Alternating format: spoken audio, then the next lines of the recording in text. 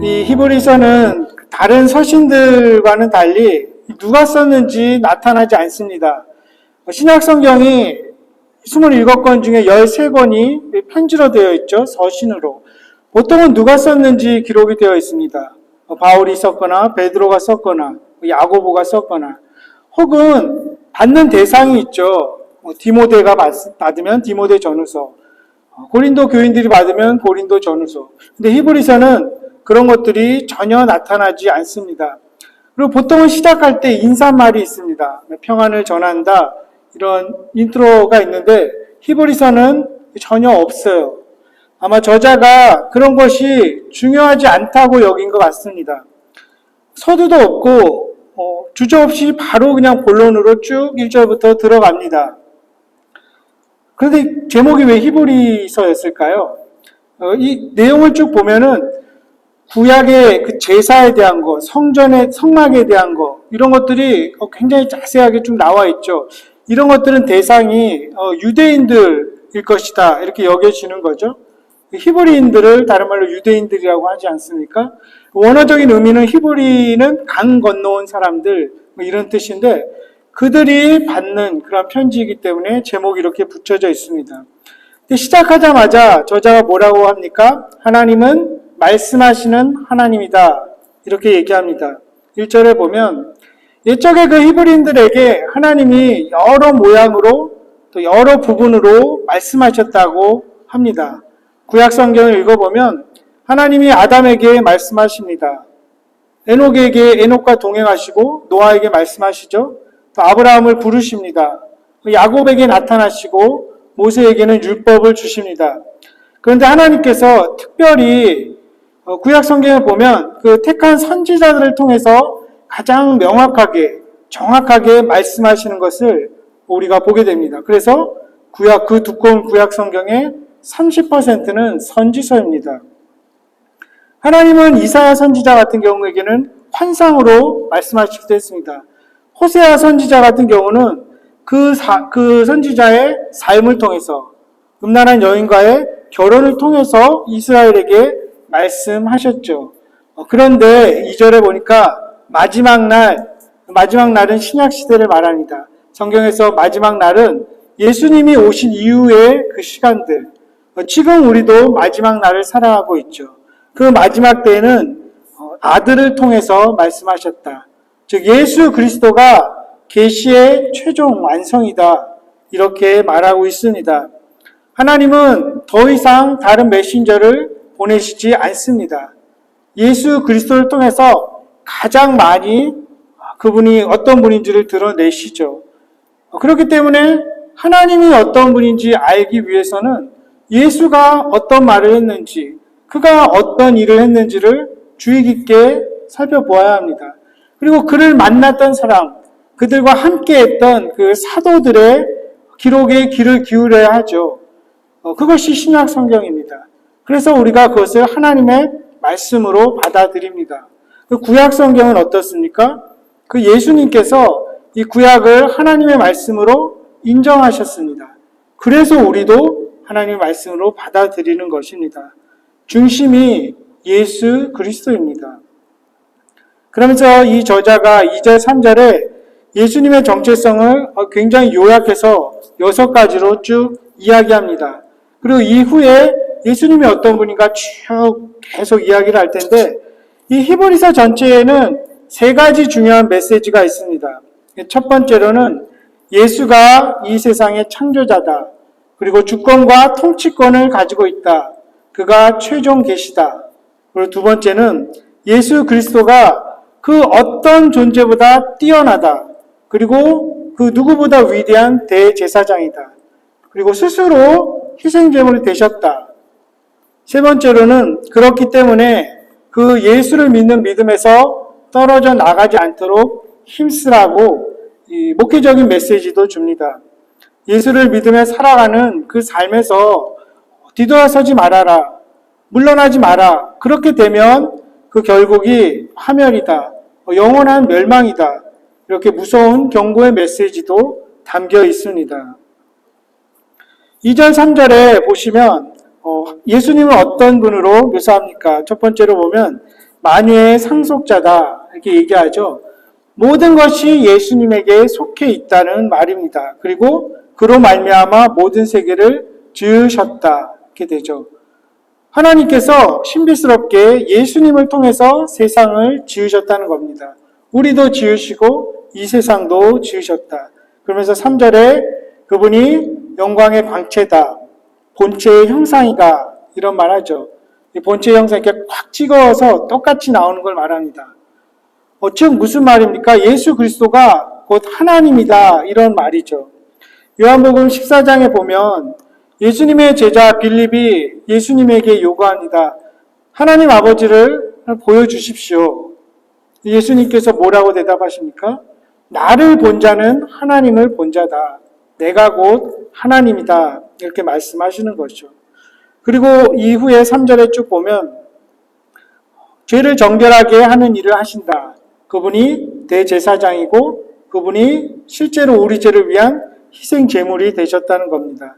그리고 지극히 높은 곳에 앉아 계시고 그 크신 분 우편에 앉아 계시다. 지금도 통치하고 다스리고 계시다는 것이죠. 예수님은 창조의 능력, 그리고 죄를 사하는 능력, 또 지배하고 통치하는 능력이 있으십니다. 이런 예수님이 우리와 함께, 지금도 우리와 함께 하고 있다면, 이것을 깊이 인식한다면, 우리는 그분의 음성에 귀를 기울일 수밖에 없을 것입니다. 만약에, 그냥 이거는 이 히브리서에 있는 그런 선언이다. 이렇게 끝난다면 모르겠지만, 정말 그분이 세상을 창조하시고, 죄를 사하시고, 지금도 다스리고 계시다면, 우리 삶을 바라보는 태도도 지금과는 다를 것입니다. 물론 지금도 감사하고 하나님의 은혜로 살아가고 있지만 여전히 내게 부족한 것, 여전히 아픈 부분들, 여전히 부족한 것들, 정말 하나님이 내 삶을 다스리시는 분이면 우리 공동체를, 우리 가정을 지금도 통치하고 계시다면 이럴 수 있을까 싶은 것이죠. 그분의 음성을 다시 듣기를 원할 것입니다. 그리고 그분에게 더 무엇인가를 말하고 싶을 것입니다. 이것이 가장 기본적인 방편, 예수님과 함께하는 기본적인 방편, 기도하고 말씀을 읽는 것이죠. 3절에 보면 인상적인 표현이 있습니다. 만물을 말씀으로 붙드신다고 합니다. 그분이 말씀으로 세상을 창조하셨죠. 물론 우리는 흙으로 주님이 만드셨습니다. 그런데 그 말씀으로 창조하셨을 뿐만 아니라 말씀으로 붙들고 계십니다. 복음서에 보면 이 하나님의 말씀을 생명력을 지닌 씨앗에 비유하죠. 그 말씀이 아직도 지금도 여전히 힘이 있다는 것입니다. 우리가 여기에 와 있는 이유도, 이 교회 건물이 지어진 이유도 물리적인 어떤 것보다는 우리가 주님의 말씀을 들었기 때문에, 그리고 그것을 믿었기 때문에, 그리고 무엇을 해야 되는지 우리에게 말씀하셨기 때문에 우리가 여기 있고 또 이 교회 건물도 지어지고 또 세상에 많은 일들이 일어나고 있습니다. 그 주님의 말씀이 생명력이 있기에 앞으로도 역사와 세상을 주님께서 그 말씀으로 이끌어 가실 것입니다. 하나님은 그 말씀 앞에 겸손하게 나아오는 자에게 은혜를 베푸십니다. 그리고 그 말씀 앞에 다시 나아오는 자에게 하나님 자신을 드러내 보이시죠. 우리가 아는 훌륭한 과학자들, 또 많은 학자들, 그들 중에 하나님을 믿는 사람들이 있죠. 그들이 어떻게 하나님을 믿을까요? 정말 논리적으로 증명이 되고 과학적으로 설명이 돼서 믿을까요? 그렇지 않을 것입니다. 겸손하게 하나님 말씀 앞에 나와왔기 때문에 하나님이 보여주신 것입니다. 하나님은 말씀 앞에 겸손한 자에게 은혜를 베푸시고 교만한 자를 물리치십니다.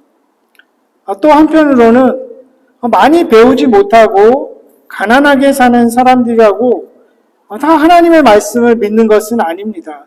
그러한 사람들 중에도 마음이 교만하고 고집스럽다면 그들은 하나님을 알지 못할 것입니다. 그러한 경우에는 정말 참 안타까운 경우죠. 인생이 힘들고 살아갈 길이 막막한데도 하나님 말씀을 들으려고 하지 않으니 얼마나 불쌍한 인생일까요? 혹시 우리 주위에 그런 사람들이 있다면 우리가 긍휼한 마음을 가지고 계속 그들을 위해 기도해야 할 것입니다. 예수님이 어떤 분인지 아주 집약적으로 얘기한 후에 4절부터 이제 1장 마지막까지 보면 이 눈에 띄는 단어가 하나 나옵니다. 혹시 읽어보신 분들은 발견하셨나요? 눈에 확 띄는 단어가 계속 반복적으로 나옵니다. 그 단어가 바로 천사입니다. 천사. 이 저자는 예수님이 천사보다 뛰어난 존재임을 설명해야 했어요. 오늘날 우리에게는 좀 불필요해 보입니다. 그리고 좀 어이없어 보이기도 하죠. 굳이 이거를 비교할 필요가 있을까? 예수님을 어떻게 천사와 비교할 수 있을까? 하지만 이 히브리서를 맨 처음 받아보는 그 유대인들, 그들을 생각하면 구약 성경이 삶의 중심 요소였습니다. 수백 년, 수천 년 동안 이어져 온 그 율법을 전해준 매개체가 바로 천사라고 그들이 생각했죠. 실제 그런 일들도 있죠. 그리고 가브리엘 천사 같은 경우는 하나님의 뜻을 전합니다. 메신저 역할을 하죠. 그러다 보니까 그런 어떤 구약적인 요소, 그 다음에 당시 그 헬라의 문화가 막 이렇게 섞여가지고 천사를 숭배하는 일들이 일어나죠. 특별히 심했던 경우가 골로새 교회 같은 경우가 그랬습니다. 게다가 천사들이 하나님을 경배하고 예배하는 거기에 우리도 동참하기 원하는 그런 신비스러운 체험에 열광하는 일들이 일어났습니다. 거짓 교사들에 의해서 그런 것들이 일어났죠. 그러다 보면 예수도 그냥 몇 일개 선지자에 불과한 것입니다. 도리어 그 찬란해 보이고 화려해 보이는 그 천사가 더 높게 여겨지는 것입니다. 히브리서 기자가 그러한 유대인들에게 말합니다. 천사들은 그냥 메신저다. 그들이 존재하는 목적은 섬기는 것이고 그냥 수종드는 것이다. 그렇게 얘기하고 싶은 것입니다. 실제로 제대로 된 천사라면 자신을 높이지 않습니다. 자신의 임무에 충실할 뿐입니다. 하지만 거기에 비해서 예수 그리스도는 통치하시는 분이다. 그분은 다스리시는 분이다. 이렇게 히브리서가 말합니다. 그래서 1장의 나머지 구절들은 이것을 이야기하기 위해서 그 유대인들이, 히브리인들이 잘 아는 구약 성경을 5개를 인용하고 있습니다. 첫 번째가 5절 상반절에 보면 오늘 여호와께서 내게 이르시되 너는 내 아들이라 오늘 내가 너를 낳았도다. 이 어디 나올까요? 다윗의 시인데 시편 2편에 나옵니다.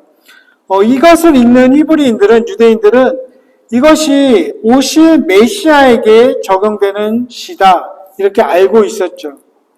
근데 이 시를 사도 바울이 안디옥에 가서도 막 설교하면서 이 구절을 인용합니다. 사도행전 13장에 보면 히브리서 기자도 그렇고 사도 바울도 그렇고 이 구절은 너희가 잘 알고 있는 이 구절이 오실 메시아 즉 예수 그리스도에게 적용되는 말이다. 이것을 지금 설명하고 있는 것이죠. 그리고 10절에도 보면 시편 102편을 인용하고 있습니다. 이 시편 102편도 유대인들이 하나님을 찬양할 때 인용하던 시입니다. 그 시가 하나님과 동등한, 하나님과 동급인 예수 그리스도가 높임받는 분이라는 것을 찬양하기 위해서 이 시가 인용된다. 이렇게 이야기를 하죠. 근데 이 시편 102편은 사실은 굉장히 좀 깁니다. 28절까지 이루어져 있는데, 그 시는 사실은 보면 처음에 그 고난받는 자의 기도를 하나님께서 들어주십시오. 이렇게 막 시작됩니다. 그렇게 막 시작되다가 마침내는 하나님께서 그 고난받는 자의 기도를 들으시고 그분의 영광이 머물던 그 시온을 회복시키고 그분의 백성을 사망과 두려움에서 해방시키심을 믿고 노래하는 그 시입니다. 이 시가 왜 예수에게 적용이 됩니까? 그 예수 그리스도가 우리를 회복시키고 우리를 죄와 죽음에서 사망과 두려움에서 해방시키는 자이다. 그것을 나타내려는 거죠. 그런데 그 시편 102편 중에서 그 25절에서 27절만 지금 여기서 인용하고 있습니다. 어떤 내용입니까? 예수 그리스도가 하나님 자신으로서 이 세상을 창조했다. 그런데 이 세상은 헤어진 옷과 같이 낡아진다. 이것을 말하고 싶은 것이죠. 마침내는 그 모든 것들이 다 사라진다. 이렇게 얘기합니다. 해도 달도 별들도 다 사라질 것이다. 실제로 오늘날은 이 별이 수명을 갖고 있다는 거 알죠? 태어나기도 하고 죽기도 합니다. 하지만 예수 그리스도는 쇠하지 않는다. 옷처럼 낡아지지 않는다. 이것을 말합니다. 모든 만물이 다 그렇습니다. 모든 생명체가 시간이 흐를수록 힘을 잃고 빛을 잃고 또 기능을 상실합니다. 생명을 다한 후에 다 사라지죠. 우리 인생 역시 그렇습니다. 세월이 흐를수록 우리 몸도 마음도 정신도 쇠하여져 갑니다. 10년 전보다 지금이 더 그렇지 않을까요? 또 언젠가는 코끝에서 숨이 멎고 생명의 기능을 멈춥니다. 그리고 흙으로 돌아가게 되죠. 하지만 창조자이신 예수 그리스도는 하나님과 동일한 분으로서 영원히 살아계신 분임을 히브리서가 말합니다. 예수 그리스도는 더 이상 늙지 않습니다. 우리 인생과 같지 않죠. 그의 몸과 영혼은 쇠하여지지 않습니다. 실제로 예수님은 이 땅에 계실 때나 또 지금 살아계신 지금이나 노년의 시기가 없으셨죠. 33살에 공생애를 마감하시고 죽으셨다가 다시 살아나셨습니다. 그분은 그 모습 그대로 영원히 존재하시죠. 그분이 생명의 근원이시고 생명의 빛이십니다. 그분으로 인해서 우리도 영원하고 새로운 생명을 얻게 되는 것입니다. 그렇기 때문에 우리 그리스도인들은 육체의 죽음을 두려워하지 않습니다. 비록 이 땅에서 아프고 병들고 죽음을 향해 가고 있지만 그래서 마음이 약해지기도 하고 때로 실족하기도 합니다.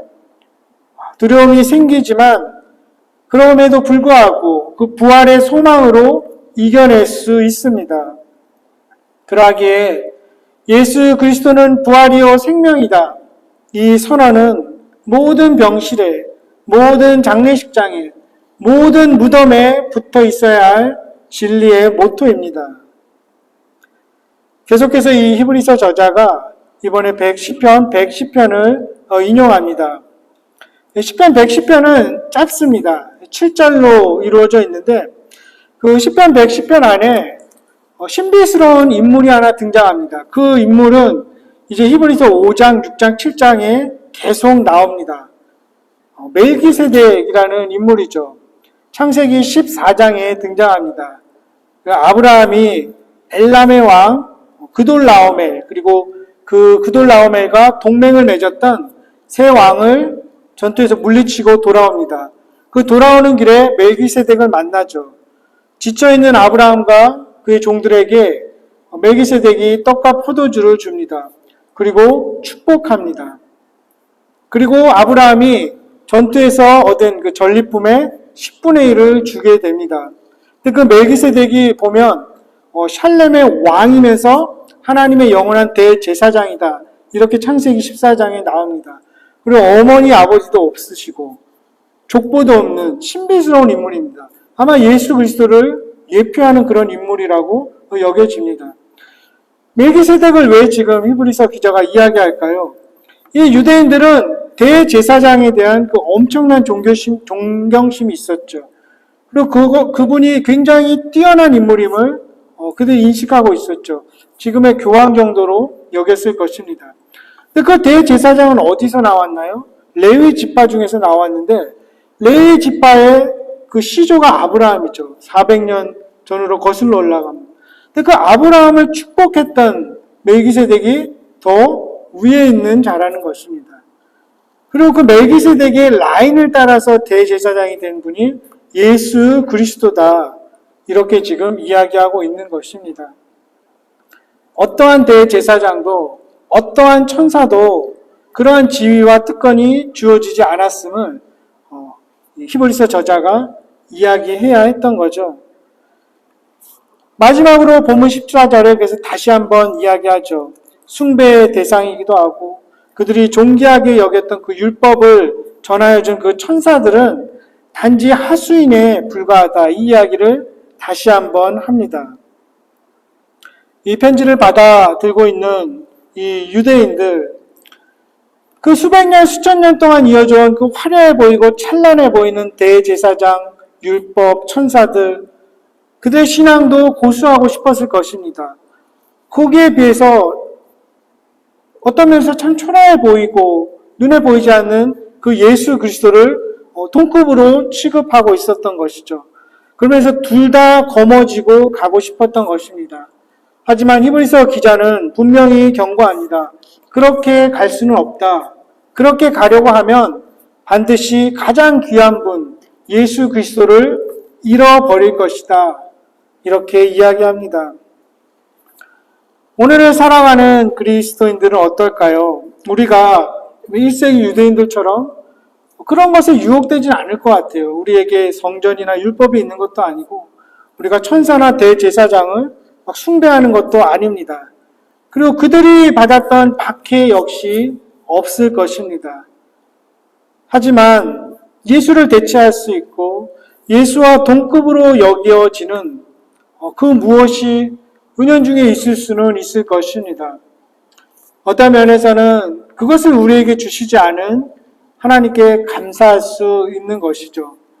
만약에 우리가 예수 없이도 살아갈 수 있는 것이 우리에게 주어져 있다면 우리는 정말 영원하고 가장 귀중한 것을 잃어버릴 수도 있었을 것입니다.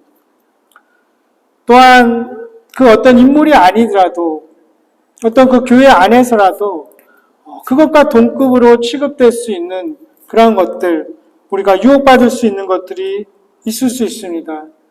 또 기독교 역사 속에서는 뛰어난 업적, 또 타고난 재능을 가진, 고귀한 인품을 가진 사람들이 있었습니다. 지금도 존재합니다. 그들은 분명 존경받을 그러한 대상이지만 숭배받을 수는 없는 자들입니다. 그것이 누구라고 할지라도, 그것이 무엇이라고 할지라도. 이 땅을 살아가는 그리스도인들이 화려하고 찬란해 보이는 그 무엇에게 시선을 빼앗긴다면 정작 예수를 보지 못할 수 있습니다. 그 누구라도 그 무엇이라도 옷과 같이 낡아질 것임을 히브리서는 이야기합니다. 그리고 우리를 지으신 분, 그리고 천사도 지으시고 이 세상도 지으신 분이 바로 하나님의 본체이신 예수 그리스도임을 우리에게 다시 각인시킵니다. 그리고 세상의 중심이 내가 아니라 예수 그리스도임을 말하죠. 그리고 역설적이게도 그것을 받아들이고 믿을 때에 그 진리 안에서 우리도 온전해지고 이 세상도 온전하여짐을 히브리서는 말하고 있습니다. 처음 히브리서를 받아보는 그 유대인들에게 주어지는 그 편지, 오늘날 이 히브리서를 읽는 모든 성도들에게 들려주시는 예수 그리스도의 음성일 것입니다. 어제나 오늘이나 영원토록 변함없으신 분, 영원히 쇠하여지지 않는 그 예수 그리스도가 우리에게 어떤 분인지 깊이 알게 된 사람이라면 옷과 같이 낡아질, 사라져버릴 이 땅의 그 어떤 것에도 그 누구에게도 마음을 빼앗기지 않을 것입니다. 이 설교를 어젯밤에 계속 수정하면서 한번 깊이 생각해 봤습니다. 이 예수 그리스도에 대해서 이렇게 우리가 말씀을 나누고 또 내가 설교를 하는데 그것이 목적이라면 무슨 의미가 있을까 싶었습니다. 그 예수님이 분명히 내 안에 정말 계시고 우리 가정 안에 계시고 그리고 두세 사람이 내 이름을 모은 곳에 함께 하겠다고 하셨는데 여기 얼마나 그래도 많은 사람이 모여 있습니까? 이 안에 분명히 함께 계시다면 정말 그리고 우리를 지으신 분이라면 이전과는 다른 모습으로 더 건강하고 더 풍성하고 더 온전하고 더 거룩한 그러한 공동체로, 그러한 가정으로, 그러한 인생으로 주님은 분명히 만들어 주실 수 있을 거라는 믿음이 생겼습니다. 그리고 그러한 갈망이 생기게 되는 것이죠. 우리가 이제 히브리서를 계속 함께 하면서 예수 그리스도, 그것이 그냥 이 책에 성경에 있는 그러한 자가 아니라 정말 오늘도 매 일상에서 나를 지배하시고 다스리시고 우리 일터와 사회와 우리 공동체를 이끌어 가시는 정말 살아있는 예수 그리스도임을 우리가 고백하고 체험하고 또 경험하는 그런 복된 공동체 되기를 주님의 이름으로 간절히 축원합니다. 우리 이 시간 함께 기도하겠습니다. 우리가 살아가는 목적, 이 설교의 목적, 예배의 이유도 세상의 존재의 의미도 예수를 위함입니다. 그리고 그 안에서 우리의 삶도 모든 만물이 완전해질 것입니다. 말씀을 통해서 더 주님을 알기 원합니다. 더 가까이 나아가기 원합니다. 예수님, 우리를 부르시고 이끌어 주십시오. 우리를 지으셨으니 우리의 아픈 부분도 낫게 해주십시오. 주님 손을 얹어 주십시오. 주님의 그 온전한 뜻이 정말 이루어지기를 간절히 원합니다. 우리를 지으셨으니 우리의 삶을 책임져 주십시오. 함께 기도하겠습니다. 주님.